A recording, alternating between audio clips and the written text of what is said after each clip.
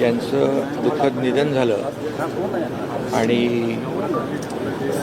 ही अतिशय दुःखद घटना आमच्या सर्वांसाठीच आहे आणि त्यांच्या दुःखामध्ये आम्ही सहभागी आहोत। डॉक्टर दीपक टिळक यांना मी भावपूर्ण श्रद्धांजली अर्पित करतो। खरं म्हणजे संपादक, पत्रकार, केसरीकार म्हणून त्यांनी काम पाहिलं आणि स्वातंत्र्यपूर्व काळात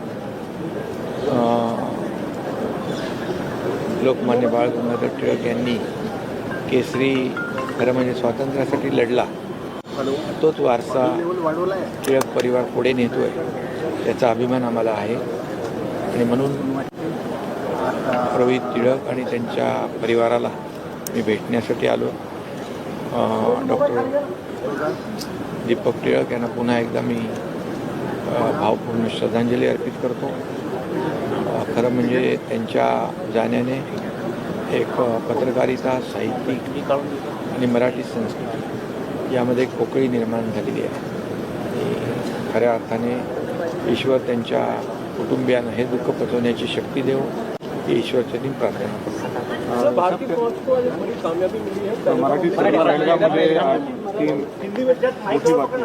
पहलगाममध्ये जे आपल्या लाडक्या बहिणींचं कुंकू पुसण्याचं पाप ज्या आतंकवाद्यांनी केलं होतं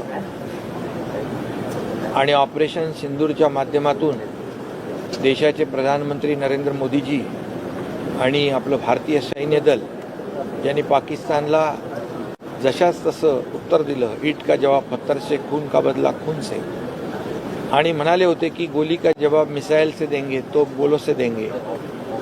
आणि खऱ्या अर्थाने पाकिस्तानला चारी मुंड्या चित करून टाकणारे आपलं भारतीय सैन्य दल यांचं अभिनंदन आम्ही त्यावेळेस केलंच आहे। आणि आज सर्व तमाम भारतीयांची, भारतवासियांची इच्छा होती की जे काही ज्यांनी पहलगाममध्ये आपल्या लाडक्या बहिणींचं कुंकू पुसण्याचं पाप केलं आहे त्यांना देखील यमसदनी पाठवलं पाहिजे, ठार केलं पाहिजे। आज पहलगाममधले आतंकवादी भारतीय सैन्य दलाने मारले अशी बातमी आलेली आहे। त्याच्यामध्ये हसीम मुसा आणि इतर जे कोणी लोक आहेत त्यांना ठार केलं। ही खरं म्हणजे भारतीय सैन्य दलाची अभिनंदनीय कामगिरी आहे। आणि रविवारी आदरणीय देशाचे प्रधानमंत्री मोदी जी म्हणाले होते, अब किसी भी दुनिया के कोने में भारत का शत्रु जीवित नहीं रहेगा। आणि खऱ्या अर्थाने आज तमाम भारतवासियांच्या मनामधली जी खदखद होती की हे आतंकवादी मारले गेले पाहिजे आणि ते आतंकवादी आज आपल्या भारतीय सैन्याने त्यांना ठार केलं आहे। भारतीय सैन्य दलाचं जेवढं कौतुक करावं तेवढं थोडं आहे। सीमेवर लढणारे जवान आणि त्या सगळ्या लष्कराचं मनापासून मी अभिनंदन करतो। ऑपरेशन सिंदूरचंही अभिनंदन करतो आणि मला वाटतं हे ऑपरेशन महादेव आज खऱ्या अर्थाने यशस्वी झालं। आणि म्हणून मी पुन्हा एकदा देशाचे प्रधानमंत्री नरेंद्र मोदीजी आणि भारतीय सैन्य दल यांचं अभिनंदन करतो। आज पहलगाम में जो हमला हुआ था, हमारे बहनों का सिंदूर मिटाने का पाप जिन आतंकवादियों ने किया था, और उसी के जवाब में आदरणीय प्रधानमंत्री जी ने ऑपरेशन सिंदूर के माध्यम से पाकिस्तान को करारा जवाब दिया था।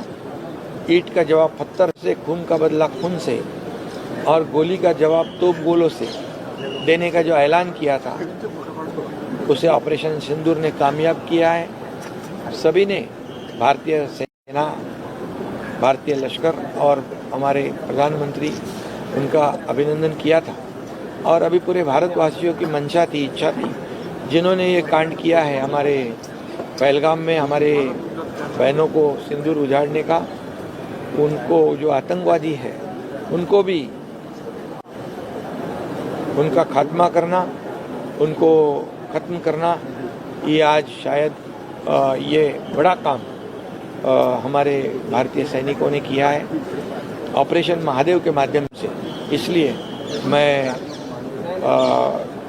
भारतीय सेना का अभिनंदन करता हूं और उनके शौर्य का गौरव भी करता हूं।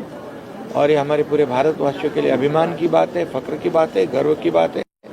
और इसलिए मैं देश के प्रधानमंत्री नरेंद्र मोदी जी का भी अभिनंदन करता हूं, क्योंकि उन्होंने पाकिस्तान को सही जवाब दिया है, करारा जवाब दिया है। और उन्होंने कहा था कि भारत का शत्रु दुनिया के कोई भी कोने में जीवित नहीं रहेगा। ये आज साबित हुआ है।